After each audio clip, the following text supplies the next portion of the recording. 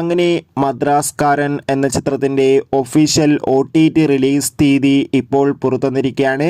ആ ഒരു അപ്ഡേഷനാണ് ഇന്നൊരു വീഡിയോ ഭാഗത്ത്. വീഡിയോയിലേക്ക് വരുമ്പോൾ വീഡിയോ ലൈക്ക് ചെയ്യുക, ചാനൽ സബ്സ്ക്രൈബ് ചെയ്യാൻ വേണ്ടി ശ്രമിക്കുക.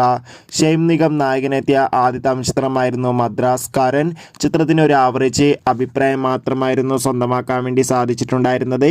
എന്നാലും ഏവരുമേറെ ആകാംക്ഷയോടെയാണ് മദ്രാസ്കാരൻ എന്ന ചിത്രത്തിൻ്റെ OTT റിലീസിനായി കാത്തിരിക്കുന്നുണ്ടായിരുന്നത്. ഫൈനലി ചിത്രത്തിൻ്റെ OTT അവകാശങ്ങളൊക്കെ വിറ്റുപോയിരിക്കുകയാണ്. മദ്രാസ്കാരൻ എന്ന ചിത്രത്തിൻ്റെ OTT അവകാശങ്ങളൊക്കെ ആഹാ തമിഴ് എന്ന OTT പ്ലാറ്റ്ഫോമാണ് സ്വന്തമാക്കിയിട്ടുള്ളത്. അങ്ങനെ കാത്തിരിപ്പിനൊടുവിൽ ചിത്രം ഈ വരുന്ന ഫെബ്രുവരി 7-ാം തീയതി ആഹാ തമിഴ് എന്ന OTT പ്ലാറ്റ്ഫോമിലൂടെ OTT റിലീസ് ചെയ്യുമെന്ന് കൺഫേം ആക്കിയിട്ടുണ്ട്.